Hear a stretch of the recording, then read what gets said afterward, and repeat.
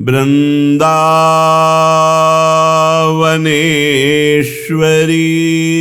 तवैव पदारविन्दं प्रेमामृतैकमकरन्द रसौघपूर्णम् हृद्यर्पितं मधुपते स्मरतापमुग्रं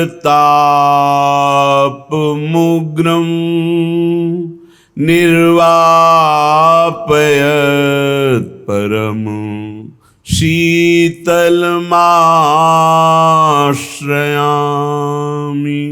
परम शीतल माश्रयामि।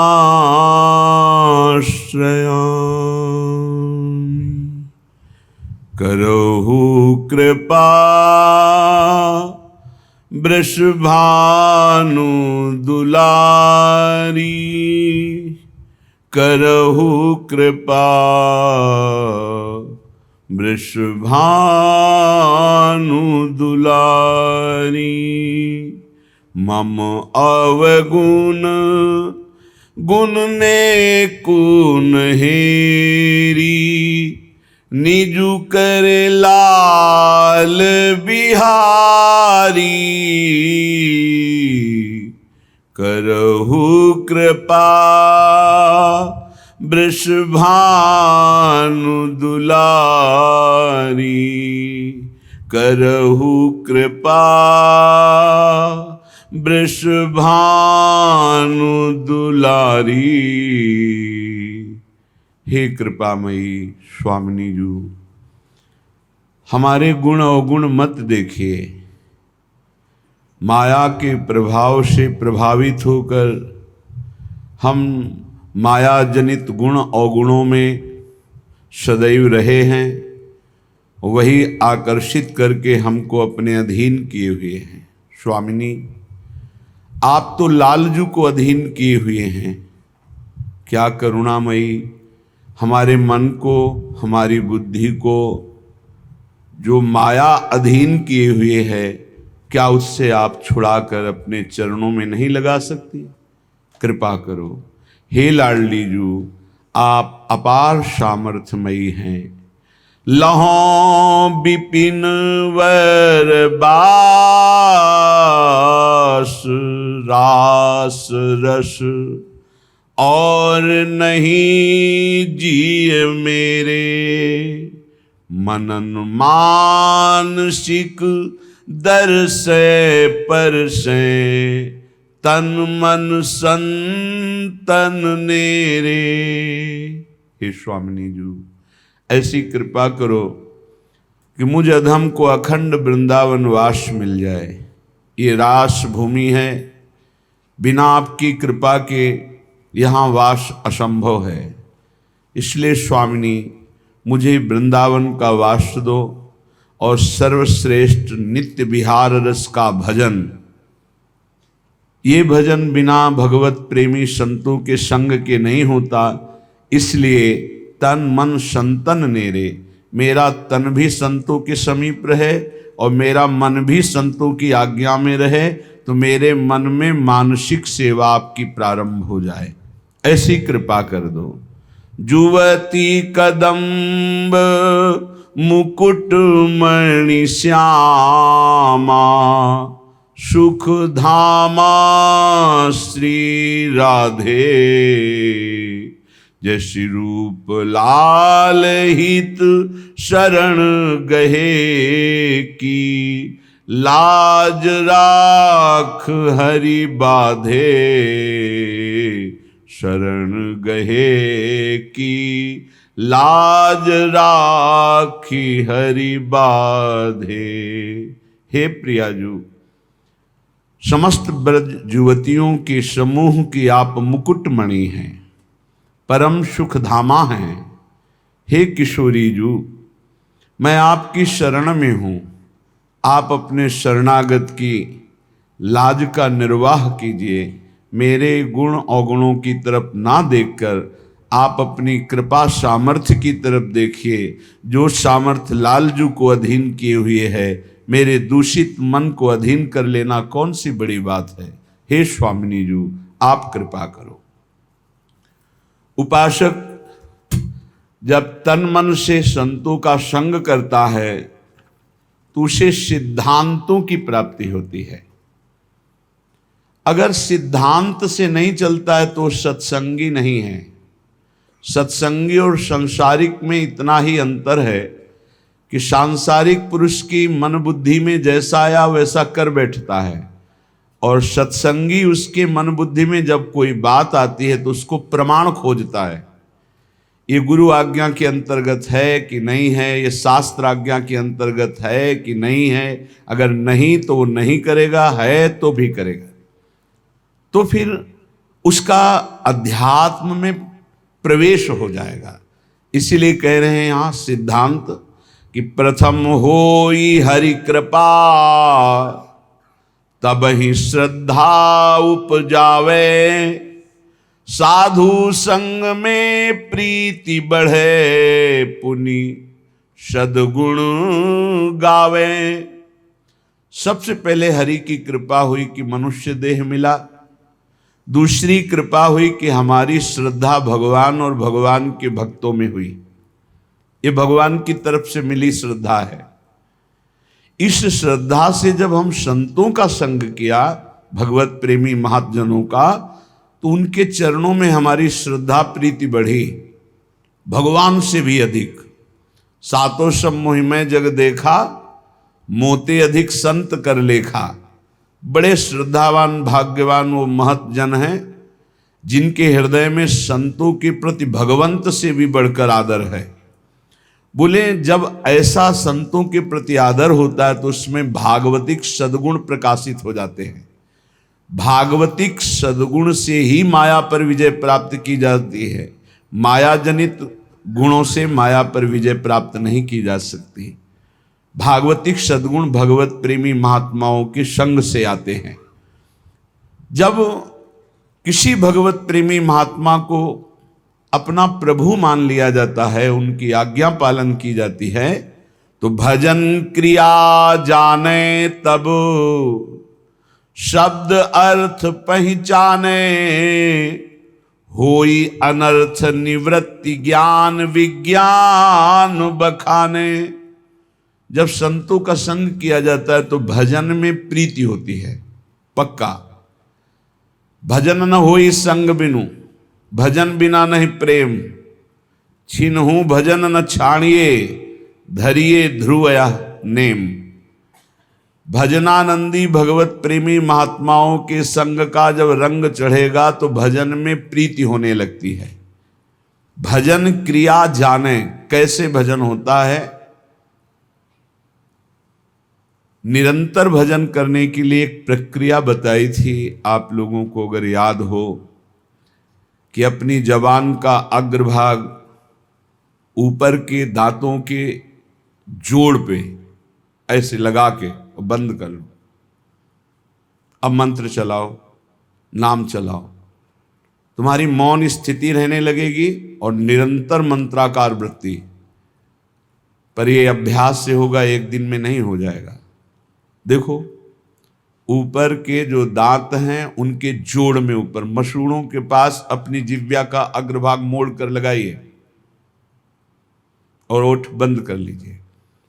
फिर नाम चलाइए। हवा जो श्वास बार बार आ जा रही उसकी ठसक में नाम मंत्र को उच्चारण कीजिए, जिससे भौरा गुनगुनाता है अंदर से। चल रहा है। इसको थोड़ा और जब ऊपर तालु के कर देते तो इसे खेचरी मुद्रा कहते हैं। इससे जो रस निकलता है वो बहुत पवित्र होता है, अंतःकरण को बहुत शीघ्र निष्पाप कर देता है। पर ये विषयी पुरुष नहीं कर सकता, उब जाएगा थोड़ी देर में।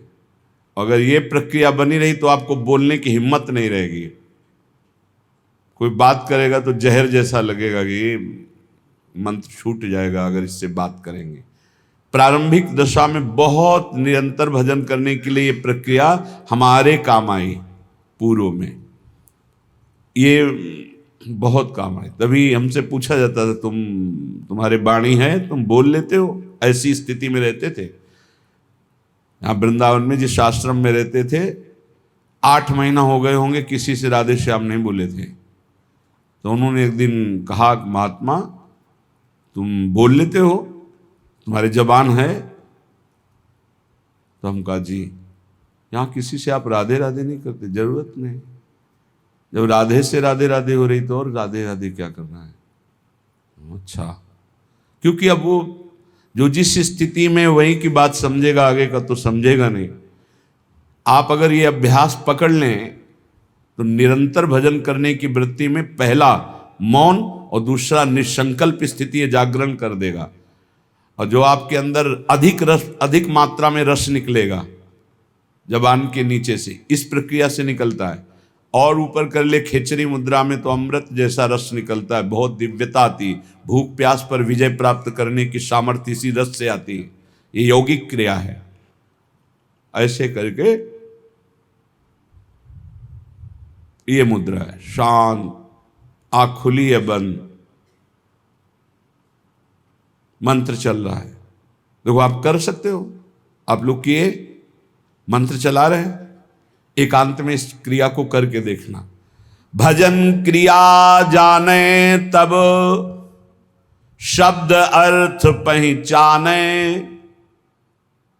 ये आप साधारण मत समझना, जो आपको नाम मिला है, मंत्र मिला है, इसका अर्थ प्रकाशित होता है। इष्ट देव, जैसे जैसे आपका मंत्र चलेगा, आपके हृदय में द्रवण क्रिया होगी।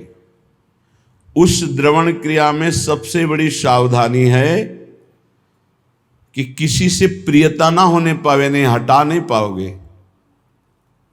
द्रवण क्रिया में यदि किसी से प्रियता हो गई तो छाप लग जाएगी। हृदय द्रवित होता है मंत्र जपने से, ध्यान रखना। उस समय किसी से भी अपनापन ना होने पावे। किसी से अपनापन हुआ तो इतने जोर का होगा कि उसे मिटाने के लिए फिर और डट के भजन करना पड़ेगा। हृदय में जब द्रवण क्रिया हो, ऐसा बावरापन चढ़े, तो उसे बिल्कुल बाहरी उदासी रखना चाहिए, किसी से प्रियता नहीं, तो सीधे इष्टाकार वृत्ति होती है। सारे अनर्थों का नाश हो जाता है। जो पाप कराने वाली प्रवृत्ति है, वासना और जो पाप, दोनों का, बोले होई अनर्थ निवृत्ति। जब साधु संग हुआ तो साधु संग से, गुरुजनों के प्रताप से भजन करने की पद्धति पता चली, कैसे भजन निरंतर किया जाता है। उससे हमारे हृदय में भजन का अर्थ प्रकट हुआ। उस अर्थ से सारे अनर्थ की निवृत्ति हो गई। पाप प्रवृत्ति, पाप, इनका नाश हो गया। तो बोले होई अनर्थ निवृत्ति। और जहां अनर्थ निवृत्ति हुई तो ज्ञान विज्ञान बखाने, अंदर ज्ञान जागृत हो गया। विज्ञान, जो ज्ञान हुआ उसका अनुभव हो गया उसे। थोथा ज्ञान नहीं, केवल वाणी वाला, अनुभव में आ गया, क्योंकि भजन है। ज्ञान विज्ञान बखाने, फिर निष्ठा इष्ट विषय बढ़ के मन निश्चल होई। छिन छिन रुचि उपजाई नेह जग के सब खोई। अपने इष्ट की निष्ठा उसके हृदय में इतनी बढ़कर जागृत हो जाती है, अब कोई भी लाभ हानि प्रलोभन उसको अपने इष्ट से अलग नहीं कर सकता। निष्ठा इष्ट विषय बढ़ के मन निश्चल होई। मन अपने आराध्य देव के चरणों में निश्चल हो गए, हट ही नहीं सकता। फिर छिन छिन रुचि उपजाई। अपने आराध्य देव में प्रतिपल ऐसी प्रीति उमगी कि देह कुटुम ते जाए छूट सब ही विधि ना तो। नेह जग के सब खोई। शरीर संबंध, शरीर के भोग संबंध, शरीर के और रिश्ते नाते संबंध, ये सब झूठे हैं, ये अनुभव होने लगा। तो होई तबे आसक्ति प्राणपति नयनन झलके। गदगद पुलकित अंग प्रेम रस भीनी पलकें। अपने प्रिया प्रीतम में अत्यंत आसक्ति प्रकट हो गई। वो आसक्ति इतनी जोर की कि प्रिया प्रीतम नेत्रों में विराजमान हो गए।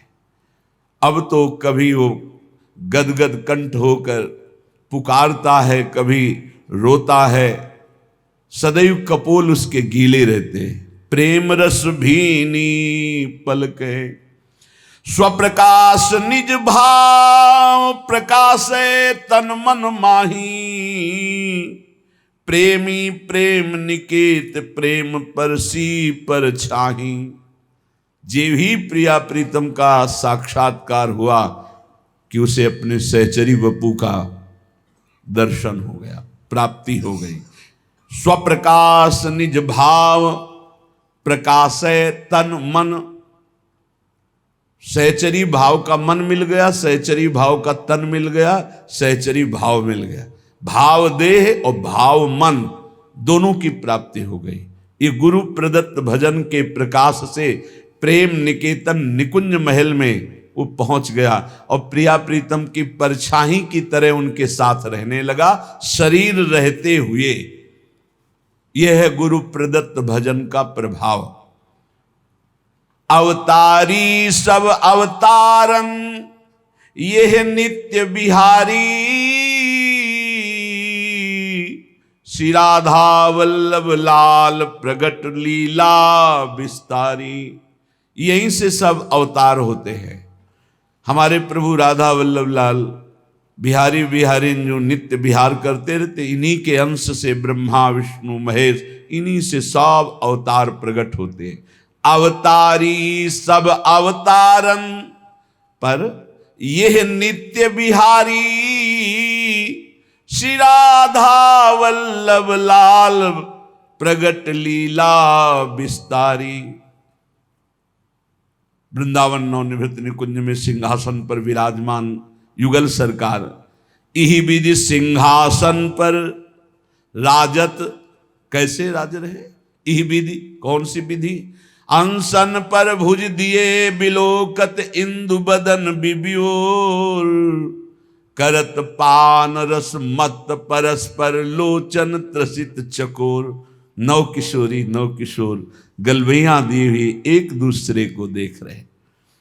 इही विधि सिंहासन पर राजत रूप निहारे। गौर श्याम अभिराम कोटि मन मथ लखिवारे। ऐसे सुंदर हमारे प्रिया प्रीतम हैं कि करोड़ों काम की छवि न्योछावर है इन पर। अब करोड़ों काम की छवि तो कह दी गई और आपने सुन ली। एक काम पूरे त्रिभुवन को बिना प्रकट हुए अपने अधीन किए है। अगर प्रकट हो जाए तो इतना सुंदर है कि त्रिभुवन में काम से सुंदर कोई है ही नहीं। काम और रति से बढ़कर कोई सुंदर नहीं। तभी भगवान को कोटि मनमथ मनमथा, करोड़ करोड़ कामों के मन का भी मंथन करने वाला कहा गया है। तो गौर श्याम अभिराम कोटि मनमथ लखिवारे। ऐसी जुगल जोरी सिंहासन पर विराजमान, परस्पर एक दूसरे के नेत्रों में चंद्र चकोर की भांति सखियां कह रही करोड़ों काम न्योछावर हैं इनकी रूप माधुरी में। वो भाव देह प्राप्त महापुरुष इनका अवलोकन कर रहा है। नव किशोर सुकुमार अंग छवि कहत न आवे। कोटि शारदा थके भाव अनुभव कछु गावे। कह रहे कि अगर करोड़ों सरस्वती हों तो भी हमारे प्रिया प्रीतम की रूप माधुरी छवि शोभा का वर्णन नहीं कर सकती। वो भावदेह प्राप्त उपासक देख रहा है कि सिंहासनारूढ़ परस्पर चंद्र चकोर नेत्र भय शोभाभिराम श्यामा श्याम विराजमान है। नव निकुंज अभिराम श्याम संग नीको बन्यो समाज। जैसी हित हरिवंश विलास रास जुत जोरी अविचल राजू। अब प्रिया प्रीतम को रिझाने के लिए सखियां नृत्यति गावत पटति उघट संगीत सुनावे। सहचरी ताल मृदंग बीन रसलीन बजावें। कोई तो सुंदर नृत्य करते हुए श्री चरण और कर हाव भाव प्रकट करते हुए पटका रहे, कोई बड़े उच्च स्वर से आलाप लेकर संगीत से युक्त राग रागिनियों की तान छेड़ रहे, कोई सहचरी ताल मृदंग बीणा रस में लीन होकर बजा रहे, प्रिया प्रीतम विराजमान है। तो कोई सखी चंवर मोर छल पान दान रूमाल लिए कर, लाल रूप हित प्रीति पीक दानी पाई ढर। सखियां कुछ नृत्य कर रही, कोई संगीत बजा रही, तो कोई सखी चंवर कर रही, तो कोई मोरछल, कोई व्यजन पंखा कर रही, कोई रुमाल लिए खड़ी है कि जरा भी पसीने की बूंद आए तो उसे पोंछ दे। रूपलाल जी महाराज कह रहे हैं कि मुझे सेवा मिली है पीक दानी की, मैं पीक दानी लिए सामने अपने सहचरी स्वरूप में विराजमान हूं। लाल रूप हित प्रीति पीक दानी पाई ढर, पटभूषण बनमाल लाल ललना तन सोहे। बहुत ही सौभाग्यशालिनी सहचरियां कोई वस्त्र बनी हुई हैं, कोई आभूषण बनी हुई, वहां कोई और वस्त्र आभूषण नहीं, सखियां बनी हुई। ये सौभाग्य है प्रिया प्रीतम के श्री अंग का स्पर्श पट आभूषण के रूप में सहचरियां प्राप्त करती। वहां कोई लौकिक स्वर्ण चांदी आदि आभूषण नहीं, कोई और रत्न नहीं है। ये सब नित्य भजनानंदी महापुरुष ही प्रिया प्रीतम की पोशाक बनते हैं, प्रिया प्रीतम के आभूषण बनते हैं। पट भूषण और बनमाल लाल ललना तन सोहे, शीस चंद्रिका मुकुट लटक त्रिभुवन मन मोहे। प्यारे जू एक दूसरे के प्रेम में ऐसे रंगे हुए हैं कि प्यारी जू के श्रीअंग की पोशाक प्यारे जू के रंग की, और प्यारे जू के श्रीअंग की पोशाक प्यारी जू के श्रीअंग के रंग की। प्यारे जू मोर मुकुट धारण किए हुए झुका हुआ है प्रिया जू की तरफ, और प्रिया जू की चंद्रिका मोर मुकुट का स्पर्श कर रही है। त्रिभुवन मनमोहन ऐसे युगल सरकार को सखियां रिझा रही। वो भावयुक्त उपासक देख रहा है। अद्भुत अमित अपार सकल सिंगार विराजे, भूषण भूषित अंग अंग लख मन मथ लाजे। ऐसे हमारे जुगल किशोर हैं कि उनकी श्रीअंग की शोभा देखकर करोड़ों काम लज्जा युक्त हो जाते हैं। हाव भाव लावण्य सिंधु रस कहत नावे, शेष सुरेश महेश निरंतर गुण गन गावे। भगवान शंकर, देवराज इंद्र, ब्रह्मा जी और अनंत महिमाशाली भगवान शेष, ये सब बड़े बड़े हमारे प्रभु की प्रभुता का गान करते रहते हैं पर पार नहीं पाते। वही हमारे प्रियालाल का जो हाव भाव लावण्य प्रेम रस, ये वाणी की सामर्थ्य नहीं कि इसका गान किया जा सके। ऐसे प्रभु की 7 भोग तह 5 आरती करत अलीगन। 7 बार भोग लगता है हमारे प्रियालाल का और 5 बार आरती होती है। प्रेम पुंज अनुराग भाग झलके तिनके तन। कौन कौन से 7 भोग होते हैं प्रियालाल का? मंगला भोग, फिर श्रृंगार भोग, फिर राजभोग, फिर उत्थापन भोग, फिर संध्या भोग, और फिर शयन भोग, और फिर एक निशीथ भोग जो रात्रि के 12 बजे का। 7 भोग लगते हैं। मंगला आरती, श्रृंगार आरती, राजभोग आरती और संध्या आरती और शयन आरती। ये 5 आरती होती है और 2 धूप आरती होती है। 2 धूप आरती होती है श्रृंगार के समय पहले, और उत्थापन के समय धूप के द्वारा ही आरती की जाती। तो आरती 5, भोग 7। सात भोग तह पांच आरती करत अलीगन, प्रेम पुंज अनुराग भाग झलके तिनके तन। मानो प्रेम के समूह हैं ऐसी सहचरियां प्रेम वपु धारण किए हुए प्रियालाल को 7 बार भोग लगाती, 5 बार आरती करती हैं और उनके तन की शोभा प्रेम प्रदान करने वाली, सहचरियों के तन की शोभा प्रेम प्रदान करने वाली। लीला विविध विहार नित्य नैमित्तिक झलके, अंतरंग बहिरंग द्रगन जो खोल ही पलके। प्रियालाल की नित्य नैमित्तिक लीलाएं, परिचर्या और रस में वन विहार, रस में सैया विहार, जल विहार, बहुत प्रकार की लीलाएं सखियां अपलक नेत्रों से इस रस का पान करती हैं। परम धाम यह नित्य वस्तु यहां दुर्लभ जानो, बड़भागी सुकृति जन संत वेग पहचानो। ये परम धाम वृंदावन है, ये नित्य प्रेम प्रिया प्रीतम का अत्यंत दुर्लभ वस्तु है। बड़भागी सुकृति जन वही है जिसको संत संग मिल गया। अब दुर्लभ नहीं रहेगा प्रेम, पर महत्संगस्तु दुर्लभो अगम्यो अमोघस्य। 3 बातें देवर्षि नारद जी ने कही। महापुरुषों का संग बड़ा दुर्लभ है, अगर मिल जाए तो निर्वाह करना कठिन है, क्योंकि अहम और मनमानी आचरण ये हमको उनकी आज्ञा में टिकने नहीं देते।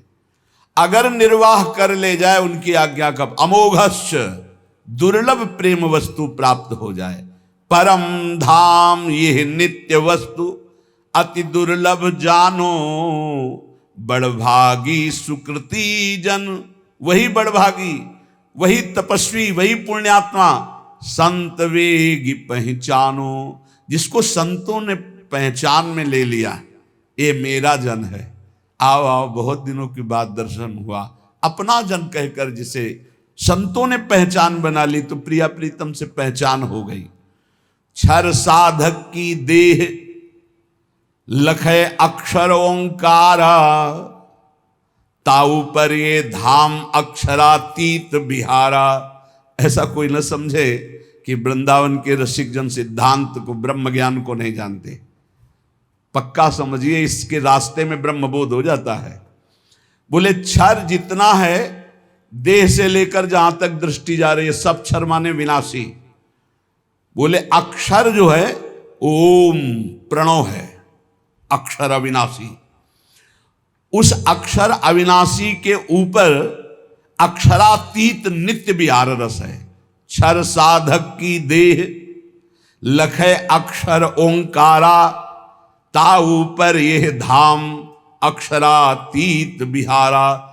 ये अक्षर ओम से भी ऊंचे है, ये अक्षरातीत नित्य विहार प्रिया प्रीतम का। ये जो मोक्ष पदवी आत्मस्वरूप के तेज में लीन हो जाते हैं जन, वो और कोई नहीं, हमारे प्रियाजू के श्री चरणों की नख कांति है। उस तेज को वेध कर चरणों तक पहुंचाना केवल सहचरियों के द्वारा प्राप्त मंत्र से होता है और नहीं, वही तेज में मुक्त हो जाते हैं। ध्रुवदास जी कह रहे हैं, ब्रह्म तेज को ज्योति जहां योगेश्वर धरें ध्यान, ताही को आवरण तहां नहीं पावे को जान। आ उ मा ओम, ये प्रियाजू के नूपुरों की झनकार से निकलता है। इसी से ब्रह्मा विष्णु महेश, ये प्रणव इन तीनों का जनक है। इसी से सब पूरी सृष्टि प्रकट हुई है। याते अगम अपार रसिक अनुभव में देखें, जीवन मुक्त स्वरूप प्राणपति हित चित लेखें। रसिक जन अक्षरातीत स्थिति में, प्रणव के भी ऊपर अक्षरातीत प्रेम रस धाम, बोले वो जीवन मुक्त महापुरुष अपने प्राणपति के रूप में युगल सरकार का अनुभव करते हैं। अक्षर मध्य आकार आ, ये विष्णु है प्रगट दिखायो। ये भगवान विष्णु का स्वरूप जो है वो आ से प्रकट हुआ। प्रथम उपासना करे तहाते और न पायो। सबसे पहले उपासना इन्हीं की प्रारंभ होती है, जो प्रगट जगत में पालन करने वाले भगवान विष्णु नारायण हरि के नाम से संबोधन किए गए। शिव विधि सुख सनकादि आदि ऋषि नारद जान्यो, आचारज भय प्रगट दियो त्रिभुवन पहचान्यो। भगवान शंकर इसी प्रणों से सुख सनकादि आदि जितने भी ये ऋषि भगवत स्वरूप हैं, इन्होंने यही अनुभव किया है। प्रथम एक ओंकार आकार तहा निज सेवय। कोई समझता हो ये प्रेमी जन वृंदावन के क्या जाने ओंकार अकाल पुरुष को, नहीं नहीं। सत्य में जब चित्त जुड़ता है तो पूरा का पूरा अनुभव होता है, हर वेदांत का सूत्र अनुभव होता है। भले वो ना बोल पावे लेकिन उनको अनुभव होता है। ये मार्ग ही यही है।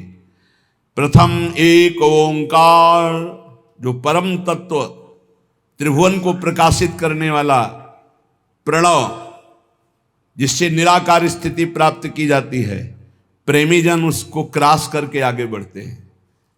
नित्य विहार रस, उसके ऊपर द्विदल कमल रसिकन चित भेवै। दो कमल विराजमान है, एक नील कमल और एक कंचन कमल, प्रियालाल।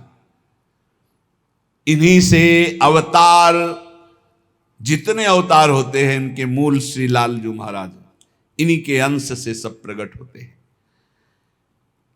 जो यह विदिशो करे चिंतवन मन तन माही, जीवन मुक्त स्वरूप प्रेम पर से पर छाही। देखो श्री जी की कृपा से अपने को प्रणों का भी चिंतन करने का अवसर मिला, वेदांत का भी चिंतन का। तब बाद में जो ये राधा राधा चिल्ला रहे हैं ना, ये कोई हम कई बार कह चुके हैं कि केवल कोई अंधविश्वास या कोरी भावना से नहीं करते, ये तत्व की बात कह रहे हैं। ये परंपरा विद्या है राधा नाम। पीछे आज के ही दिन एक संगीत बजाने आए थे, इसमें मंगला में प्रातःकालीन में, तो आज उनको आना था। उनमें से एक पधार गए, हम गए, नरक नहीं जाएंगे। हम महाराज जी क्यों, उसको तो कोई भजन से मतलब नहीं, वो तो पैसा लेके आया था। लेकिन कहाँ आया था? वृंदावन। बार बार मुख करके बजा रहा था हमारी तरफ, सुनाई क्या दे रहा था? पीछे चलता रहता है राधा राधा, आगे गूंजता रहता है राधा राधा राधा। काफी है कल्याण के लिए, काफी है। पैसा कोई कीमत नहीं, एक राधा नाम की कीमत में पूरा त्रिभुवन नहीं है तो कुछ चंद रुपए क्या होते हैं, हो गया काम। इसीलिए कहते हैं भाई, भगवान न जाने कौन से गुण पर दयानिधि रिझ जाते हैं। हवा चली, हवा जिसके लगेगी जीवन मुक्त हो जाएगा, पक्का समझ लो। हवा चली, बस इसमें नकारात्मक सोच ना आ जाए, दोष दर्शन की भावना ना आ जाए, तो इतनी हवा लग जाने पर ही ये जीवन मुक्त अवस्था को प्रदान। ये वृंदावन है, ये राधा नाम है, ये राधा दासों का उत्सव है, भाव उत्सव है, परम मंगल। कैसे भगवान कृपा करते हैं, जब सुना तो लगता है भगवान कैसे कृपा, एक हफ्ते में काम हो। तो बोले यह विदिशो जो करे चिंतवन मन तन माही, जीवन मुक्त स्वरूप प्रेम पर से पर छाही। देश काल गृह बन तीरथ को नहीं विचारा, जाति पाति कुल कर्म धर्म बंधन ना आचारा। हमारे प्रियाजू के प्रेम रस उपासना में बस प्रेमी रसिक महापुरुषों को तन मन समर्पित कर दो। तन उनकी आज्ञा से कर्म करे, मन उनकी आज्ञा से संकल्प विकल्प का त्याग करके उनकी आज्ञा से चले, तो वो जीवन मुक्त हो जाएगा। बोले किस देश के हो तुम, इससे मतलब नहीं। किस समय तुम्हारा जन्म हुआ, कहाँ जन्म हुआ, किस योन में, मतलब किस कुल में, किस, इससे हमारा कोई मतलब नहीं। देखो यहाँ कभी नहीं पूछा जाता तुम्हारा नाम क्या है, तुम कहाँ से, आज तक हम नहीं जानते। सही बात अगर हमसे पूछा जाए तो लोग हमको झूठा मानेंगे। सच्ची कहते हैं इन बच्चों में से सब संत जो विराजमान है, एक दो के तो जानते हैं, जो पहले हित धाम में शुरुआत में बताया था। बका किसी से अपनी तरफ से हम ये नहीं जानते ये कहाँ के हैं और ये किस कुल में जन्मे हैं, ये हम नहीं जानते। हमारे पास रहते हुए 10-10 8-8 वर्ष हो गए, हम ये नहीं जानते, क्योंकि हम सिर्फ भगवत भाव से आप हमारे श्री जी के, बस कहाँ से हो, कौन हो, क्या नाम है, क्या, ये हमें कोई मतलब, किस कुल के हो हमें कोई मतलब नहीं। हमारी प्रियाजू की शरणागति में किस देश के हो, किस समय जन्म हुआ, किस कुल में जन्म हुआ, तुम तीर्थ किए हो कि नहीं किए, कोई कर्म धर्म किए हो कि नहीं किए, कोई मतलब नहीं। बस जो हो जैसे हो श्री जी की शरण में हुए परम मंगल हो गया। जाति पाति कुल कर्म धर्म संस्कृति हेतु अविद्यानाशी, कोई ये जाति किसकी, पाति किसकी, कुल किसका, कपड़े का नहीं। आपकी जाति, हम तो परमेश्वर जाति के हैं, परमेश्वर है हमारी जाति, पर ब्रह्म परमात्मा तत्व का अंश हूं तो किसका हूं? वो कह रहे ममई वांशो श्री कृष्ण चंद्र जू, तो उन्हीं का तो हूं मैं, परमेश्वर का अंश हूं। नहीं, ये जाति किसकी, कपड़े की, शरीर की, इसलिए इसकी मान्यता नहीं। हमारे यहाँ वृंदावन नित्य विहार रस में जाति पाति कुल कर्म धर्म व्रत संस्कृति हेतु अविद्या नासी, ये अविद्या है। जाति पाति कुल कर्म धर्म ये सब अविद्याकृत है, यही तो समझना है। इसीलिए तो वेदातीत उपासना है। वेदानपि संन्यस्तिसा केवलम अवच्छिन्न अनुरागम लभते, जो वेद का भी पूर्ण त्याग कर देता है अखंड प्रेम को प्राप्त होता है। बोले जाति पाति कुल कर्म धर्म बंधन न आचारा, यहां इसका कोई महत्व नहीं है। तुम कैसे आचार वाले हो, किस कुल वाले हो, क्या। एक प्रेम रस मत करे सदगुरु की सेवा, तब पावे ये रस रीति सुख संपत्ति मेवा। इसमें एक ही बात केवल है कि अपने सदगुरु का अनन्य होकर उनकी आज्ञा में चले, उनकी सेवा में रहे। एक प्रेम रस मत करे सदगुरु की सेवा, जो सदगुरु की सेवा में वो प्रेम रस मत हो जाएगा। यही समझ में नहीं आता कि शास्त्र कह रहा है यहां है खजाना, वो भटक रहा है, खजाने को ठुकरा के भटक रहा है। यही घर के अंदर तिजोरी है और माल ढूंढ रहा है बाहर दरवाजे के, कहीं नहीं मिलना। भटक लो, कितने तीर्थ क्या क्या, तुम्हें जो करना कर लो। जब तुम्हें परमानंद की अनुभूति होगी तो यहां होगी अंतर्मुख होने पर।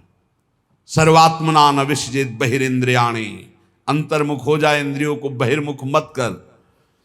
तब पावे यह रीति प्रीति सुख संपत्ति मेवा। ये जो परमानंद में प्रेम में प्रियालाल का सुख है, ये तभी पाएगा जब सदगुरु की आज्ञा उनकी सेवा में रहेगा। मनन मानसिक करे रैन दिन प्रेम अभंगा, ऐसे उपासक का मन प्रियालाल की मानसिक सेवा में प्रवेश पा जाता है। अभंग प्रेम नितिक धर्मिन संग, तो रंग बढ़त नित नित सरस, तो नित नित प्रेम अभंग।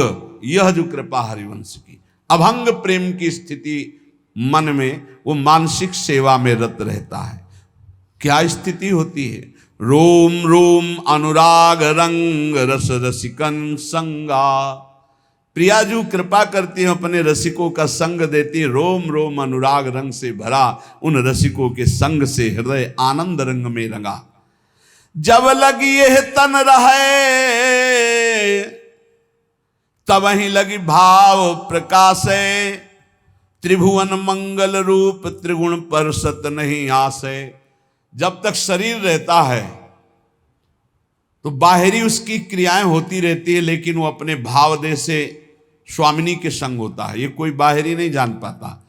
और तन छूटे लही भाव रूप निज सेवै दंपति, नित्य धाम निज नाम सहज पावे सुख संपत्ति।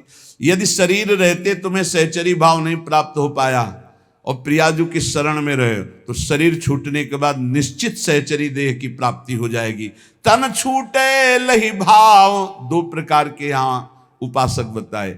एक शरीर रहते सहचरी भाव प्राप्त करके शरीर की क्रियाएं बिल्कुल ठीक व्यवहारिक वैसे ही हो रही हैं जैसे एक सम्यक विवेकवान साधक करता है।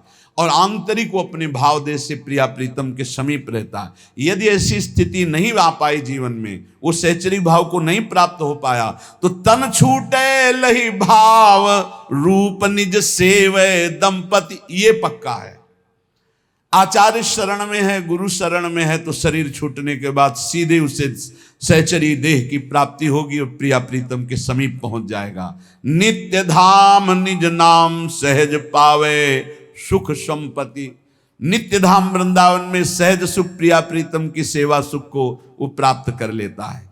ये परम तत्व सिद्धांत निगमागम को सार, श्री रूप लाल हित गुरु कृपा ते लख लिख्यो सुविचार।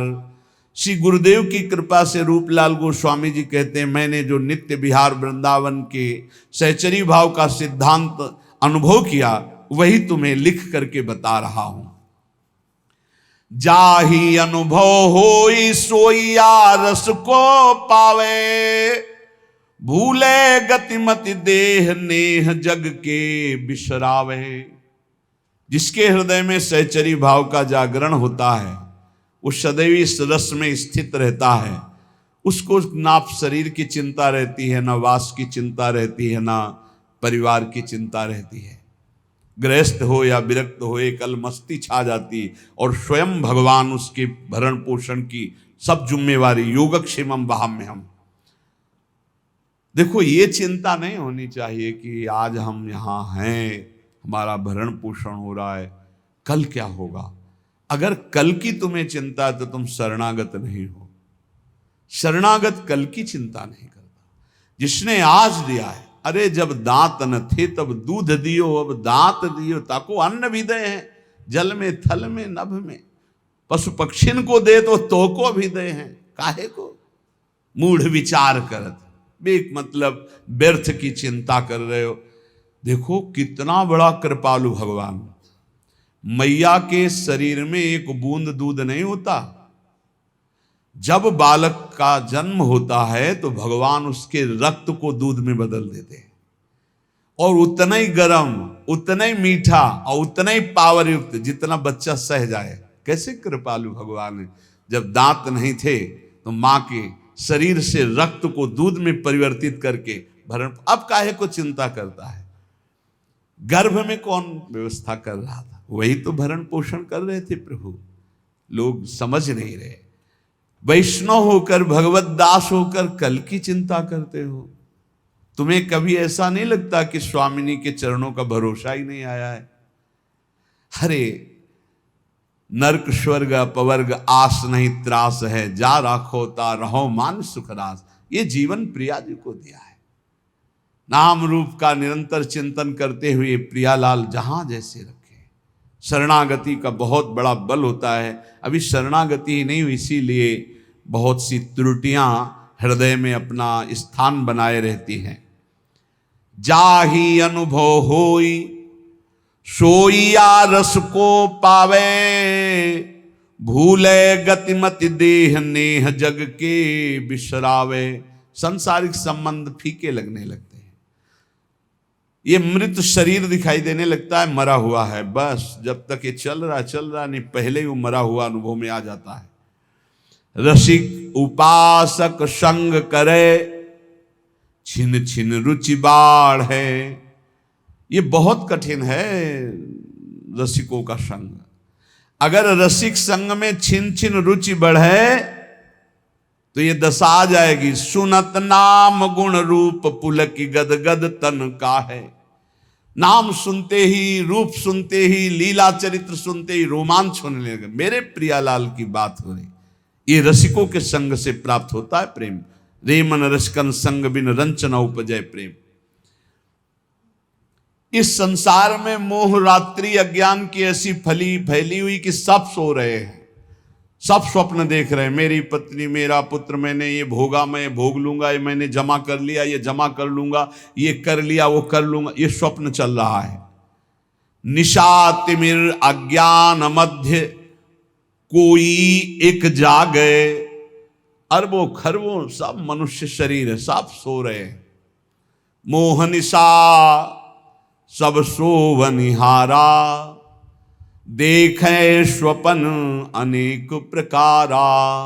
ये अनेक प्रकार का स्वप्न देख, कोई बिरला एक जगता है। क्या जगता है? ये जन्म अब भगवत प्राप्ति के लिए। अब मनमानी आचरण नहीं करूंगा, अब शास्त्र और गुरु की आज्ञा के अनुसार चलूंगा, तो बिरहे उपास विशास प्राणपति सो अनुरागे। उसके अंदर विरह, उपासना का फल क्या है? विरहाग्नि जग जाना, प्रियाजू के मिलन की, प्रियालाल के मिलन की, प्राणपति श्री जुगल सरकार के मिलन की विरहाग्नि जल जाना। कैसे मिलेंगे, कैसे उनको देख पाऊं? वो देख पावे या न देख पावे, हर समय वो विकल रहता है। कैसे देखूं? कब मिली हैं पिय प्राणनाथ मनमोहन प्यारो। ये वेदना देखो ना, हृदय में क्या तुम्हारे चल रहा है? ये वेदना चलती है। कब मिली है प्रिय प्राणनाथ मनमोहन प्यारो, ललित त्रिभंगी रंगी प्यारो गुनगन गारो। कब मुझे लालजू मिलेंगे जो ललित त्रिभंगी समस्त गुणों के समुद्र हैं, बड़े प्यारे हैं, अद्भुत लावण्य है। कब मिलेंगे हमारी प्यारी जू? कब मिलेंगी? ये कभी अंदर की बात, अंदर चले तो छिन छिन जुगल किशोर रूप अनुभव अवगाहे, चाह विरह उपजाए कामना मन की दाहे। सारी कामनाएं भस्म हो गई रसिकों के संग से, एक ही चाह रह गई, कैसे युगल सरकार मिले, कैसे प्रिया प्रीतम मिले। तो अनुभव में जो रूप बतायो श्री गुरु अपनो, करे चिंतवन ताको जग को जाने सपनों। बिल्कुल सत्य मान लीजिए, ये स्वाप्निक जगत केवल हमारे समय को नष्ट कर रहा है। यदि हम गुरु प्रदत्त नाम और रूप मंत्र का चिंतन नहीं कर रहे तो हमारा समय व्यर्थ जा रहा। पक्का पछताओगे, हाथ कुछ नहीं लगेगा। जब गुरु प्रदत्त नाम मंत्र जपा जाता है तो गुरु प्रदत्त इष्ट का रूप झलकता है, तो तत्सुख सेवा रीति तब ही विदिशो कीजय। उसके हृदय में तत्सुख भाव जागता है। तत्सुख भाव जागे बिना जीवन का लाभ नहीं है। ये मत सुख में, स्वसुख में तो पूरा विश्व भ्रमण कर रहा है।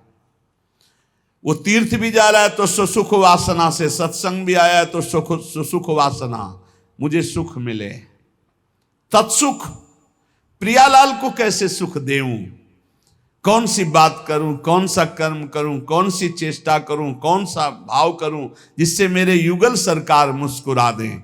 ये बात तत्सुख सेवा रीति तबई विदिशों की जय, बढ़त रहे अभिलाष नीर नैनन भर लीजिए।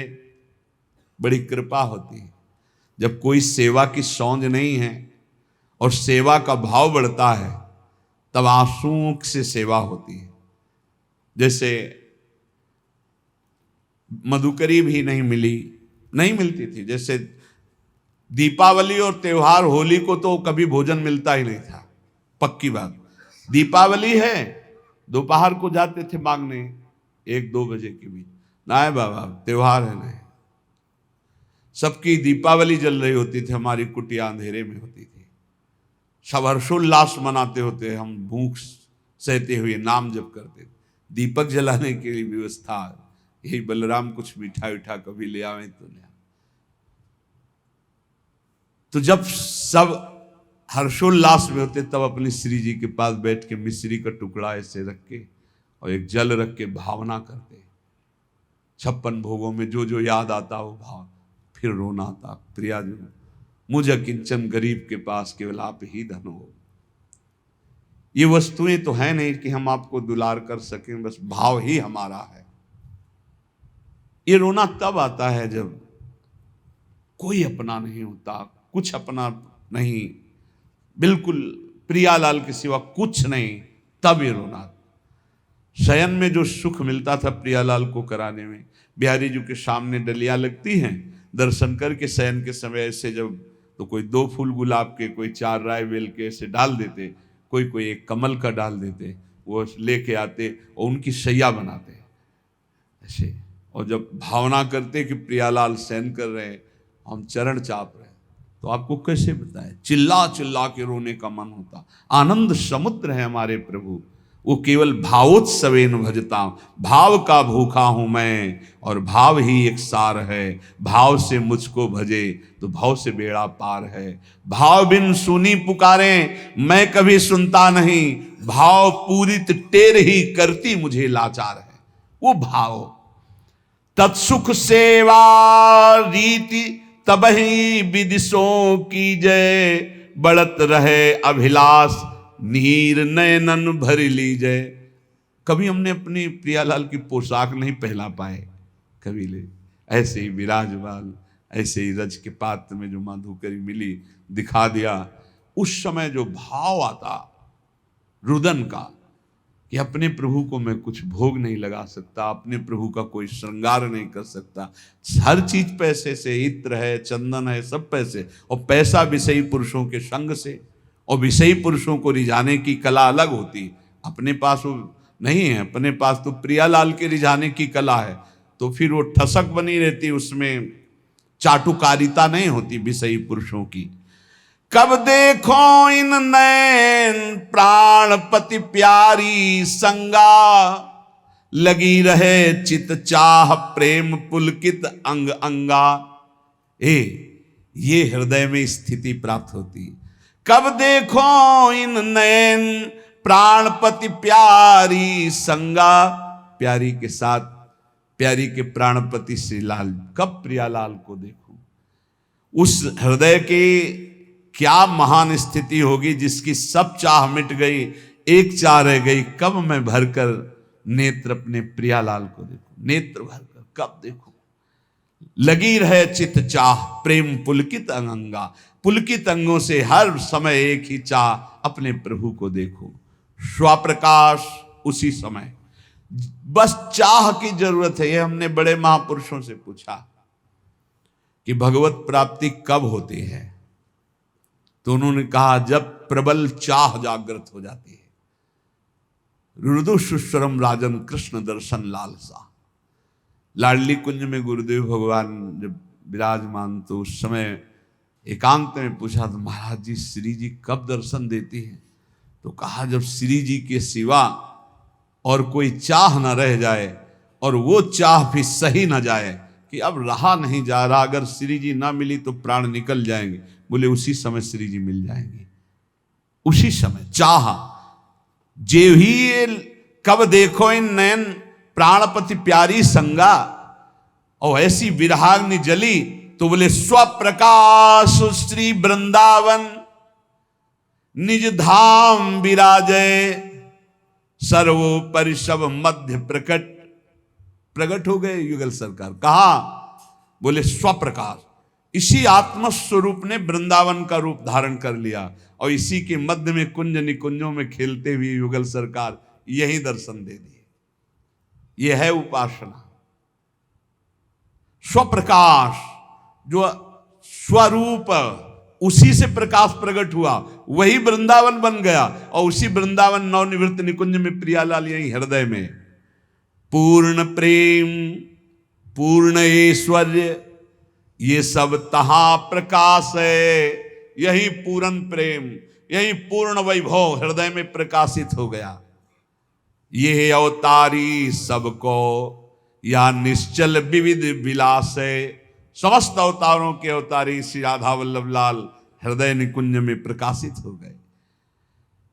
रूपशील गुण वै समान हुए सहचरी सेवे, जैसे प्रियाजू की रूप कांति वैसे ही प्रतिबिंब स्वरूप सहचरी रूप, वैसे ही गुण, वैसे ही अवस्था, वैसे ही समान श्री अंग माधुरी सहचरी हो करके अलक लड़ी लड़कान जान हित सो हित भेवे। वो प्रियालाल के रहस्य को जानकर उनको सुख पहुंचाती है।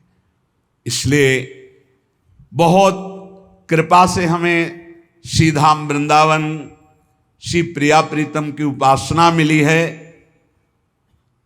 तो चाहे जैसी स्थिति हो, चाहे जैसी परिस्थिति हो, बस एक प्रार्थना है, नाम न छोड़ना, नहीं तो हार जाओगे। नाम अगर पकड़े रहे राधा राधा राधा। ये कलयुग में राधा नाम करुणा समुद्र में है, आप ये समझ लो। ये आगम निगम पुराणों में अगोचर है, ये वृंदावन की भूमि से प्रकाशित है, ये पराविद्या है। बड़े भाग्यशाली होंगे जो इस राधा नाम का आश्रय ले लेंगे।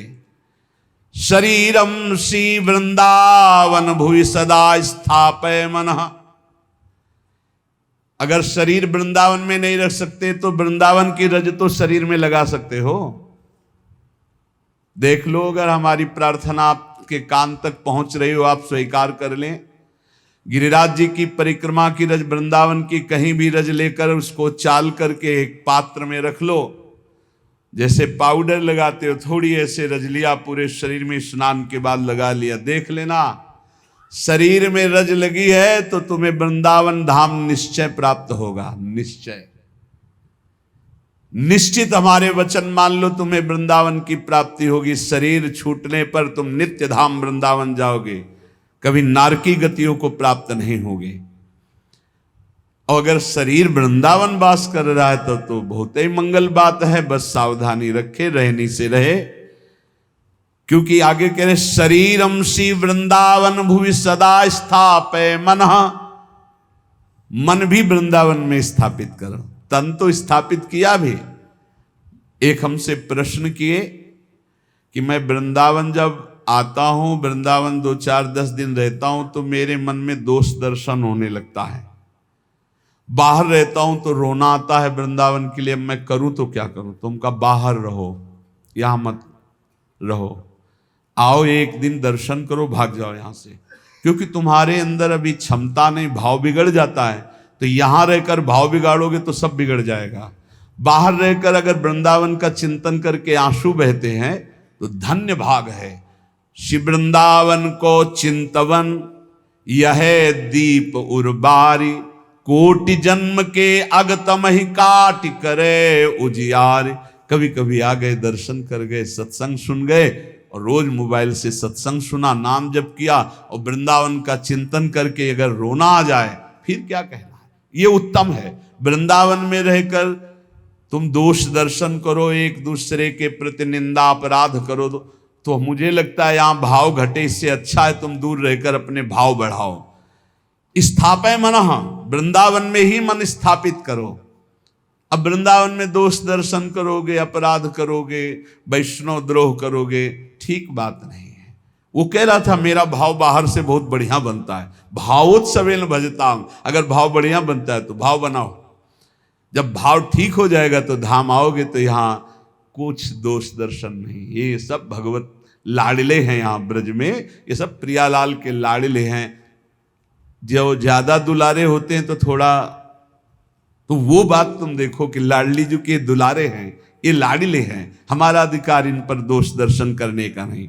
सदा पार्श्वे वृंदावन रसिकयोर्न्यस्य भजने, वचस्तत् केली नाम नवरत गाने, रमयत कथा पीयूषादौ श्रवण युगलम प्रीति विकलम। यदि तुम श्रीमद चतुराशी जी 42 लीला, श्रीमद राधा सुधा निधि, इनका गान करो, बहुत महिमा है। जिसमें प्रियाजू का यश गान तो लालजू सुन करके अपने आप को न्यौछावर कर देते हैं। यदि लीला गायन में तुम्हारी रुचि हो जाए, नाम जपने में तुम्हारी रुचि हो जाए, और लीला सत्संग सुनने में तुम्हारी रुचि हो जाए, तो श्रीपाद कह रहे हैं अब तुम निश्चिंत हो जाओ प्रीति विकलम के लिए। अब प्रियालाल का प्रेम तुम्हें प्राप्त होगा, प्रियालाल की निश्चित प्राप्ति हो जाएगी। श्री भगवत रसिक जी महाराज कृपा करके कह रहे हैं कि जीभ जुगल नाम ही जपे, द्रगन बिलोके रूप, उदर भरे अलिवृत्ति सो छाण स्वान मृगभूप। बोले निश्चित उस विरक्त महाभागवत को भगवत प्राप्ति हो जाती जो ऐसी रहने से रहता है। कैसी? बोले जीव से युगल नाम जप कर रहा है और नेत्रों से जिधर दृष्टि जाती सब में भगवत भाव कर रहा है, और पेट भरता है अलिवृत्ति सो, छाड़ स्वान मृग भूप, कुत्ते की और सिंह की वृत्ति का त्याग करके अलिवृत्ति, अली कहते मधुकर, मधुकर भौरा, उदर भले अलिवृत्ति सो, छाड़ स्वान मृग भूप। श्वान वृत्ति से पेट भरना क्या है? धनियों के पीछे डोलना, चाटुकारिता करना, उनके द्वारा दिए गए धन की विलासिता भोगना, एक कुत्ते की वृत्ति से जीवन यापन करना है। और सिंह वृत्ति क्या है? अपनी तपस्या, अपना उसका वो दिखा करके रौब, और फिर नहीं, अलिवृत्ति से कहा है। उदर भरे अलिवृत्ति सो, अलिवृत्ति कहते हैं मधुकर वृत्ति, 4 घरों में टुकड़े मांग लिए, उससे पेट भरा। और या आकाश वृत्ति, परमहंसों ने सदैव आकाश वृत्ति स्वीकार की, साधकों ने सदैव मधुकरी वृत्ति का, लेकिन जो आगे बढ़े हुए परमहंस उसको भी छोड़ दिया। आकाश वृत्ति, जो स्वयं भगवान भेजें, बिना चाहे बिना मांगे जो सामने आ गया उसी से उदर पोषण करना आकाश वृत्ति है। और अपनी तपस्या और अपने त्याग को दिखावा करके फिर जो भोगा गया वो मानो सिंह वृत्ति है। और धनियों के पीछे चाटुकारिता करके फिर जो धन प्राप्त करके भोगा गया, उदर पोषण किया गया, वो कुत्ते की वृत्ति कह गई। तो श्वान और सिंह की वृत्ति का त्याग कर अलिवृत्ति, मधुकर वृत्ति या आकाश वृत्ति से जो अपना जीवन यापन करते हुए सदैव प्रिया लाल का नाम जप करता है और सब में भगवत भाव करता है, वो निश्चित भगवत प्राप्त हो जाता है। उपासक को चाहिए जो वैष्णव दीक्षा ले चुका है कि ब्याह कनागत कारटो, राजदान गृहदान, भगवत जनिन को गहे तो होए भजन की हानि। ब्याह शादियों में भोजन नहीं पाना चाहिए। तो आप कहेंगे तो व्यवहार ही नहीं चल पाएगा, फिर हमारे व्यवहार में कौन आएगा? कोशिश करो जहां तक हो सके। कौन तुम्हें वहां वीडियो में बना खड़ा है कि तुमने पाया कि नहीं पाया? सब अपवित्रता का राज्य होता है। अगर आप वैष्णव हो तो भगवत समर्पित भोजन पाओगे। एक वो सिस्टम होता है जिसमें ऐसे भर के सब रख दिए और सब ले करके पा रहे, इसमें क्या पवित्रता है? आप मतलब ऐसा तो है कि एक बार ले करके फिर आप ले सकते हैं, कोई भी ले सकता है, देने वाला कोई नहीं, अपने आप से उठाओ और खाओ। वाह, तो सब अपवित्र हो गया कि नहीं हो गया? उसी जूठे हाथ से आप ले, उसी जूठे हाथ से वो ले, उसे कहाँ वैष्णव सिद्धांत रह गया? पहले गांव में तो ऐसे पवाया जाता था, सबके पैर धुले जाते थे, पट्टी बिछाई जाती थी, बैठाला गया, सुंदर पत्ते के वो पत्तल धोने और फिर रज के कुल्हड़ आदि पात्रों में बढ़िया और परोस करके फिर जय जयकार हो, गाँव में भी जय हो जयकारा लगता था। और फिर ऐसे और जो पूज्य जन होते थे उनको भेंट देकर पैर छुआ, ऐसे सम्मान। अब ये जूता पहने और सब पवित्र भोजन, तो इसलिए मना कह रहे हैं ब्याह का भोजन नहीं लेना चाहिए। विरक्त को तो बिल्कुल नहीं लेना चाहिए। गृहस्थी में अपना देख लो, काम चला लो। उस दिन पेट दर्द कर रहा है ऐसा कह दो, नहीं, अपना बोल दे कि भाई आज हमारा पेट खराब है, उल्टी जैसा लग रहा है, अगर इतना भी पाया तो उल्टी हो जाएगी, अगर आप चाहो तो नींबू पानी ले सकते हैं। ऐसे काम चलाना चाहिए। अपनी वैष्णवता पवित्र, अब उन्हीं में लोग मदिरा जिरा प्रिय उसी से ले रहे हैं, उसी से आप लोगे जूठा, कैसे भजन बनेगा? और दूसरा कह रहे हैं कनागत, पितरों का जो पक्ष आता है उसमें जो भिक्षान, पितर श्राद्ध कान, ये निषेध किया गया। ये नहीं, वैसे ब्रजवासी जन देते भी नहीं, मना कर देते, बाबा हमारे यहाँ श्राद्ध है, और वैसे लेना भी नहीं चाहिए, नहीं तो भजन का नाश होता है। ब्याह का भोजन नहीं लेना चाहिए, कनागत पितर श्राद्ध का भोजन नहीं लेना चाहिए। और कारटो, वो जो तेरही, जो शरीर छूटने के बाद वो भंडारा होता है, वो वैष्णव जनों को नहीं पाना चाहिए। अब अपने घर में है तो बात अलग है, लेकिन निमंत्रण का नहीं पाना चाहिए। और विरक्त को तो पाना ही नहीं चाहिए।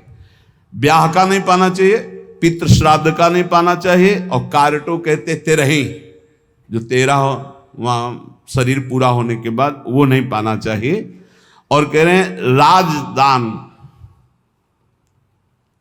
राजा का भोजन नहीं पाना चाहिए, बड़े राज पदों पर विराजमान उनका प्रतिग्रह नहीं लेना चाहिए। और यहां प्रायः हम प्रार्थना करते हैं अपने जनों से कि कभी ऐसा न स्वीकार किया जाए। जो साधारण नौकरी करते हैं, किसान हैं, वो 150 रुपया दे दे तो ले ले, उससे नमक दाल रोटी खाओगे तो भजन बढ़ेगा। और जो ऊंची गड्डी के चक्कर में पड़ोगे तो फिर भाव बिगड़ जाएगा, भजन नहीं होगा। राजअन्न निषेध किया गया है। राज अन्न, राज प्रतिग्रह बहुत हानिकारक होता है। यहां तक कि राज दर्शन निषेध किया गया। जब महाप्रभु चैतन्य देव से कहा गया कि जगन्नाथपुरी के परम महाभागवत राजा रुद्र प्रताप जी आपके दर्शन करना चाहते, तो उन्होंने कहा हाँ, आप यही करोगे ना, हमारा सन्यास धर्म नष्ट करोगे, अब राज दर्शन हम करें।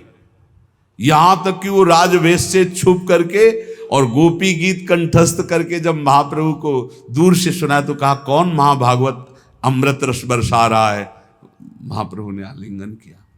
राज दर्शन, राज अन्न, राज प्रतिग्रह, ये इसलिए कि इससे बुद्धि भ्रष्ट हो जाती है, भजन में रुचि नहीं होती। और आगे कह रहे गृह दान, ग्रहों का दान। एक हम गृहस्थ को देखा, जब उनके लड़का बच्चा बीमार होते थे तो खीर, हलवा और भेंट उसको गोद में लाते और ऐसे सामने उतारते, कहते ले बाबा। एक बार गुरुजी से पूछा कि भिक्षा में जैसे, अरे बोले ले मत लेना उसमें, नहीं कभी ऐसा। देखो लोग संत महात्माओं को क्या समझते हैं, ऐसे पवाया जाता है जैसे अपने पुत्र को पवाओ। तो किस भाव से पवाते हो? बस पुत्र ने पा लिया यही सौभाग्य, संत ने पा लिया सारे अमंगल नष्ट हो गए। इसीलिए बहुत संभल के खान पान करना, जैसे कोई बीमार है उतार के, और ऐसे, या ग्रह नक्षत्रों का दान। बोले होए भजन की हानि पक्का। ब्याह का, श्राद्ध का, पितृपक्ष का, एकादश श्राद्ध का, 13वीं का, राजन्न का और ग्रहों का दान, भगवत जन इनको गाए तो होए भजन के हानि पक्का। भजन नाश हो, जो ग्रह नक्षत्रों आदि का नहीं दान पुण्य करते, बहुत होश में। घाट बाट चौपार चुरी देवल हाट मसान, भगवत बसिन सराय में भजन भड़ाई निदान। इतने जगह का भोजन नहीं लेना चाहिए, ऐसी जगह बैठ के भजन नहीं करना चाहिए।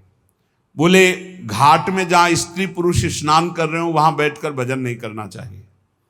भजन नहीं होगा, उपद्रव करेगा, नेत्र चंचल होंगे। जहां स्त्री पुरुष की भीड़ लगी हो, लोग स्नान करते हो, ऐसे स्थानों पे उपासक को नहीं बैठना चाहिए भजन के लिए। जहां से लोग रास्ता बनाए हों वहां नहीं बैठना चाहिए। घाट बाट और चौपार, चौराहे पर नहीं, और देवल मंदिर में बैठकर नहीं, और हाट बाजार में बैठ करके नहीं, और श्मशान में बैठकर नहीं। भगवत रसिक सराय, सराय आदि में जहां बहुत लोग बैठकर संगोष्ठी करते हो वहां नहीं। इससे भाव दूषित हो जाएगा, तुम्हारा भजन नहीं बनेगा। घाट बाट चौपाल चूरी देवल हाट मसान, नदी के किनारे जहां बहुत लोग स्नान कर रहे हो, घाट के और रास्ते में और चौपाल में, चौराहे में, मंदिर में, बाजार में, श्मशान में, सराय आदि में बैठकर भजन नहीं करना चाहिए, क्योंकि भजन भाव इससे दूषित हो जाता है, बिगड़ जाता है। तो भजन कहाँ करे फिर? नदी किनारे गिर शिखर बाग इको सो देखी, भगवत जन बिलमो तहां बाढ़े भजन विषेक। कोई नहीं है, कोई स्नान करने नहीं आता, ऐसे घाट से अलग स्थान पे माताएं बहनें न बैठे। ये विरक्त संतों की बात कही, माताएं बहनें समाज का ही सेवन करें। ऐसी जगह बैठे जहां लोग आ जा रहे हैं, ऐसी जगह बैठे जहां 4 लोग बैठे हुए हैं।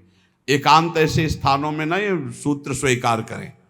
नदी किनारे बहुत दूर एकांत में जहां जनसाधारण लोग न जाते हो, गिरि शिखर पहाड़ के किसी एकांतिक चोटी पर बैठकर, या किसी एकांतिक बाग में, या किसी एकांत स्थान में जहां लोगों का ठहरना बैठना आना जाना नहीं है, ऐसे स्थान पर बैठकर चित्त को प्रभु में लगाए तो भजन विशेष बढ़ता है। नदी किनारे गिर शिखर बाग कोसो देख, भगवत जन बिलमो तहां बाढ़े भजन विशेष। श्री भगवत ऋषिक जी महाराज कह रहे हैं ऐसी जगह भजन बढ़ता है।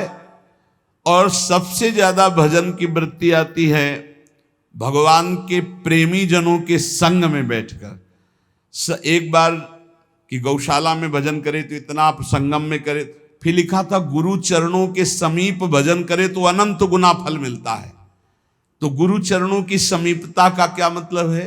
अपने गुरुदेव की पादुका, अपने गुरुदेव की आपने श्री सीताराम ओंकारनाथ जी को देखा, छाती में बांधे थे अपने गुरु जी की पादुका। ये निरंतर गुरु का सानिध्य है। गुरु चरण पादुका साक्षात गुरु जी। जब भरत जी ने कहा कि प्रभु हम सब तो आए हैं आपका अभिषेक करने के लिए, आप जैसी आज्ञा करें, तो भगवान ने कहा भरत जैसा तुम कह दोगे।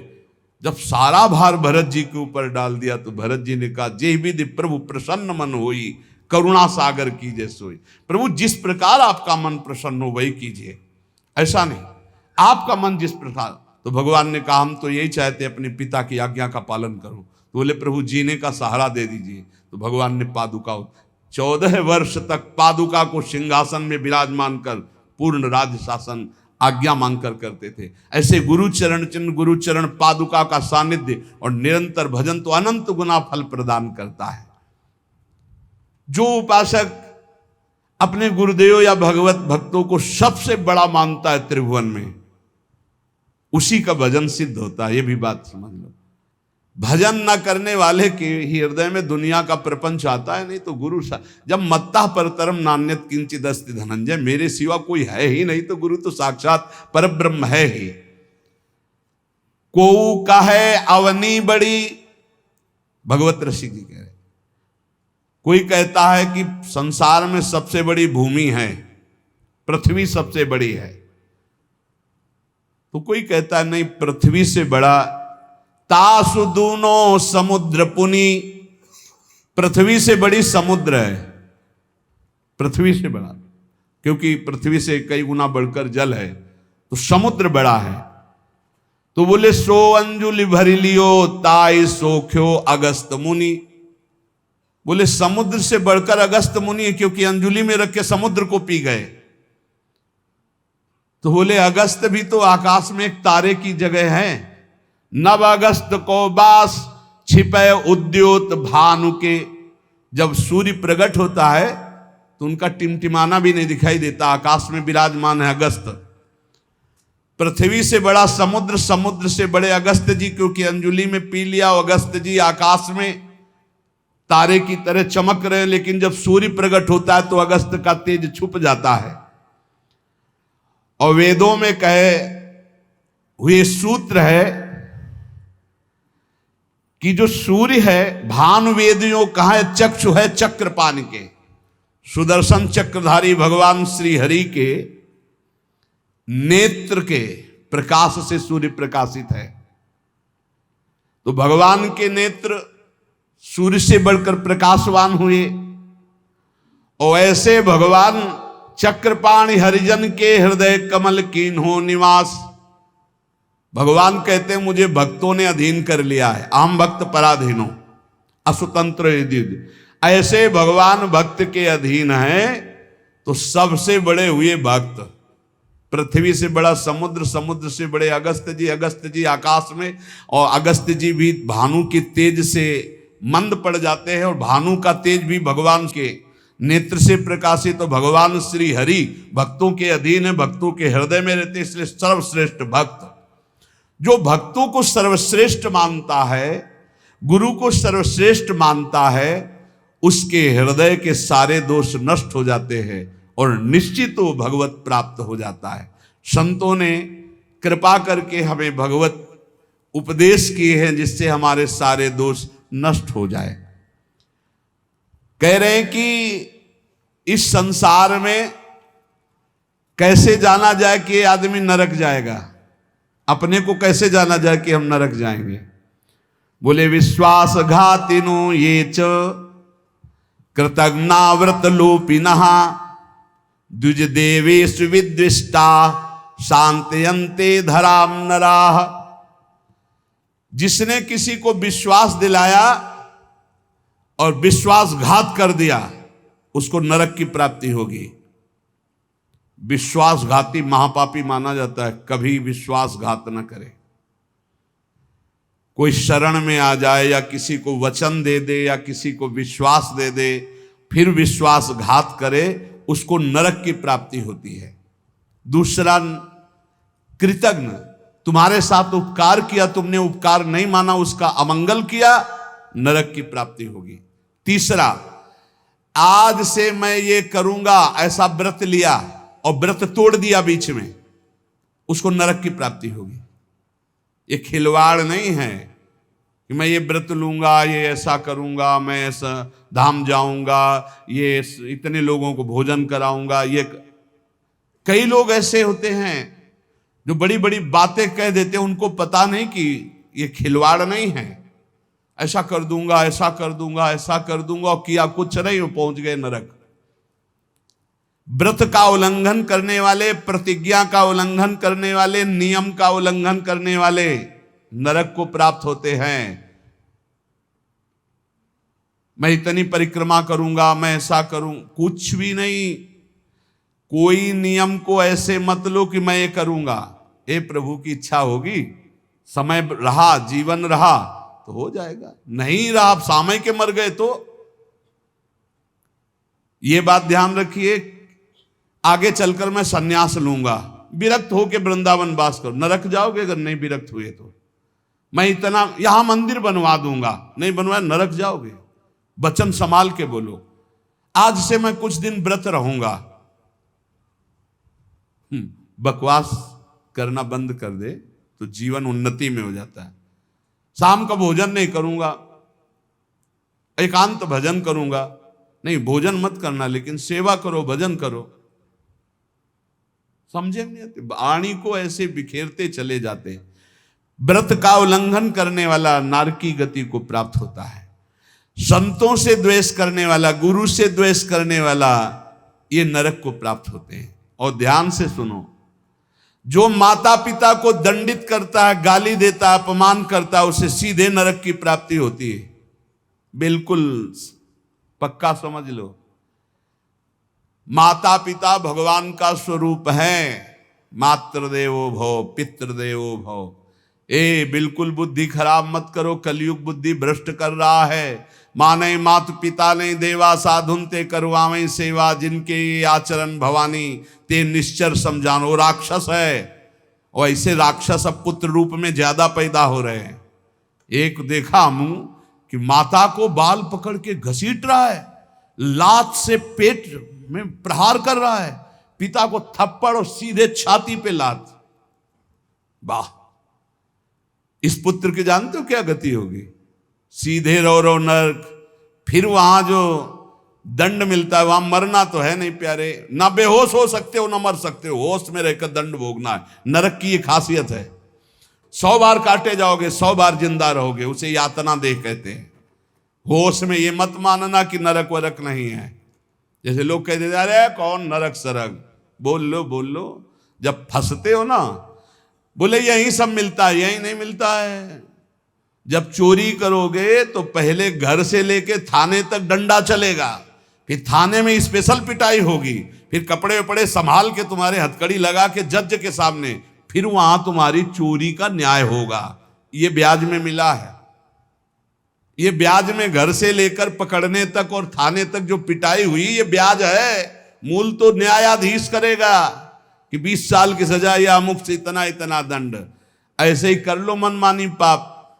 यहां जो ठोकर और रोग हैं, ये तो ब्याज है, मूल तो नरक में भोगना पड़ेगा। जो माता पिता का त्याग कर देता है उसे नरक की प्राप्ति होती है। जो माता पिता को दंड देता है, जो माता पिता को गाली देता है, और जो अपनी पाणी ग्रहण की हुई स्त्री को निर्दोष स्त्री को नाना प्रकार के दोषारोपण करके दंड देता रहता है, कलह मचाता रहता है, ऐसे पुरुष को नरक की प्राप्ति।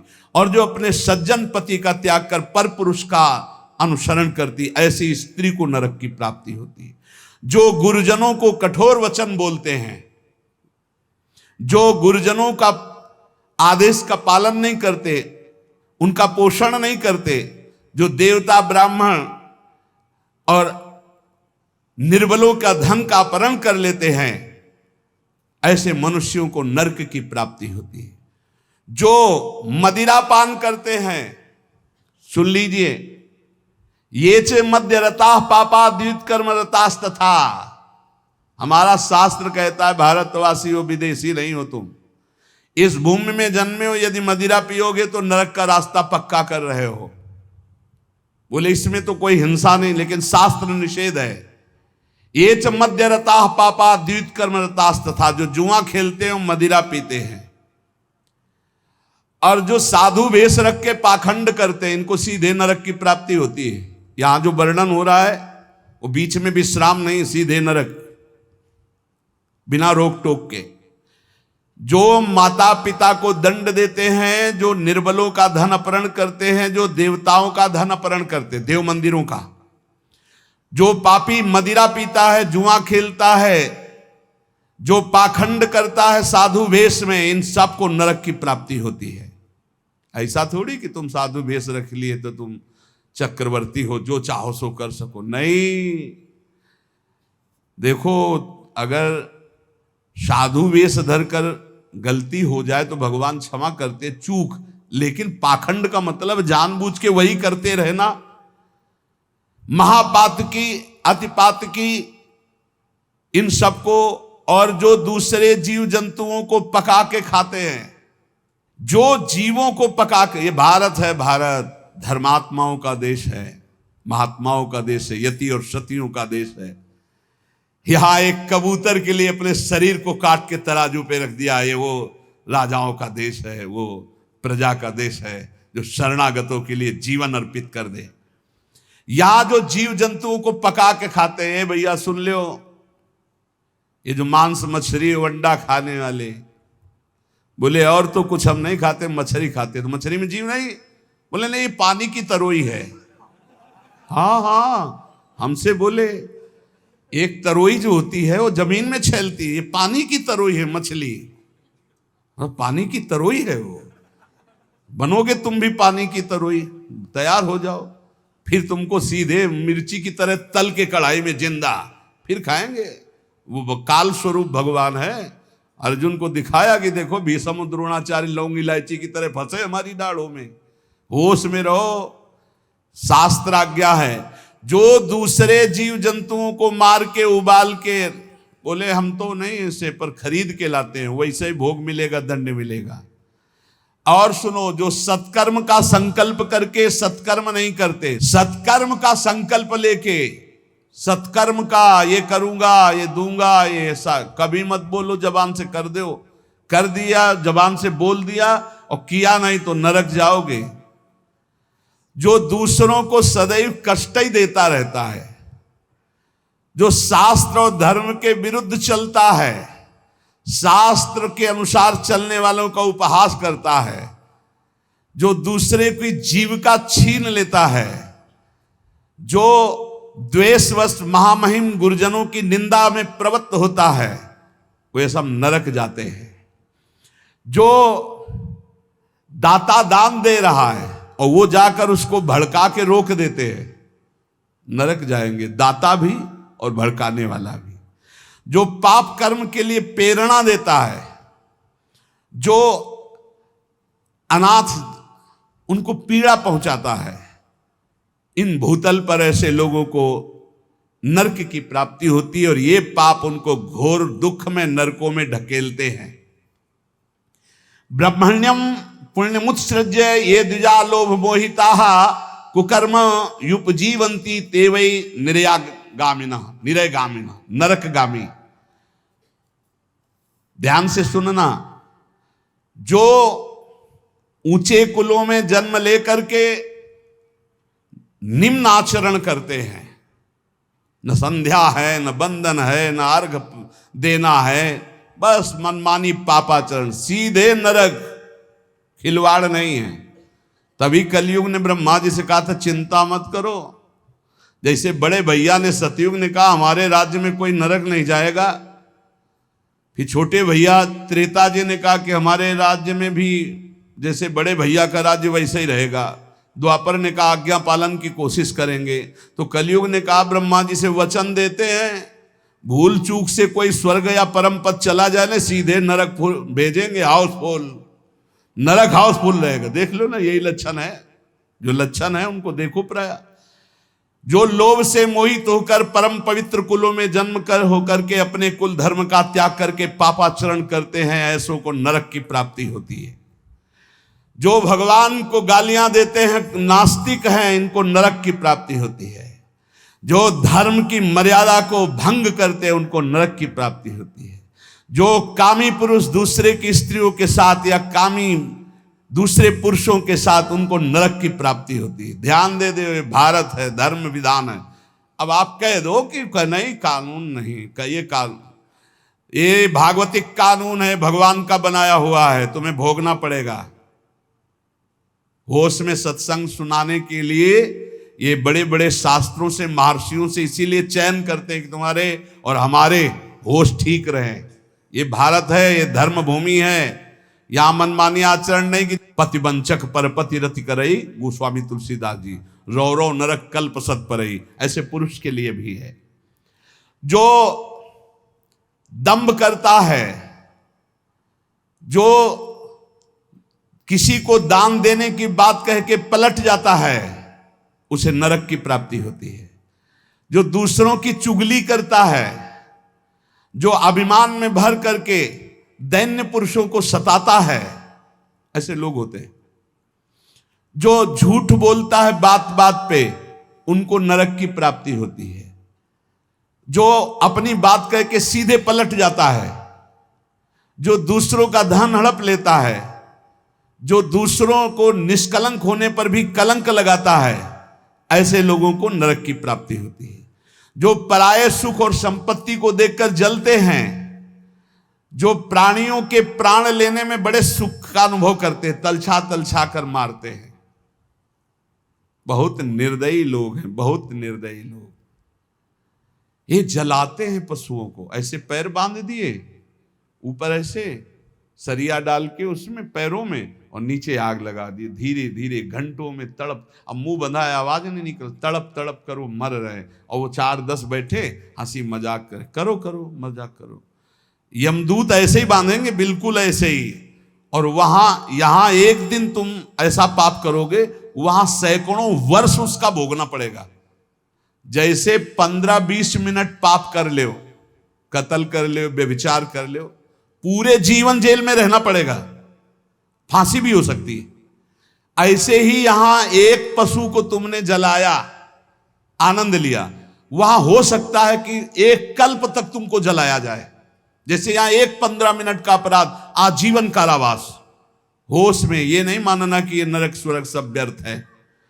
जो लोग पराई स्त्री को फुसला के फंसा के दुराचार करते हैं, मार देते हैं, जो लोग कुआं, बगीचा, पोखरा, पौशाला, इन स्थानों को अपवित्र करते हैं व्यभिचार के द्वारा, मलमूत्र त्याग के, मान लो पानी है, पानी में मलमूत्र करना, पानी में व्यभिचार करना, पानी, ऐसों को सीधे नरक मिलता है, सीधे नरक।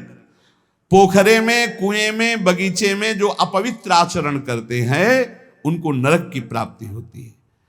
जो देव स्थानों में दी गई जमीन संपत्ति को हड़प लेते हैं, जो बच्चों को चुरा लेते हैं, शिशु बच्चों को चुरा कर बेचना, या जो अतिथि को भोजन दिए बिना स्वयं भोजन कर लेते हैं, ऐसे लोगों को नरक की प्राप्ति होती है।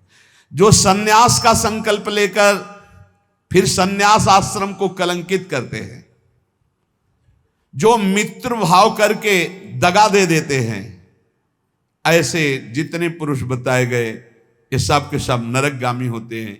इसलिए हम श्री भगवान का आश्रय लेकर नाम जप करते हुए सुधार करें, हमको नरक न जाना पड़े, इसी जन्म में हमारी भगवत प्राप्ति हो जाए, निश्चित हो जाएगी नाम जप से। और ये संकल्प लो, अब लो नसानी अब ना न सही हो, तो भगवान कृपा करके माफ कर देंगे। आम तो हम सर्व पापेभ्यो मोक्षयिष्यामि मा शुचा। श्री राधा वल्लभ लाल की।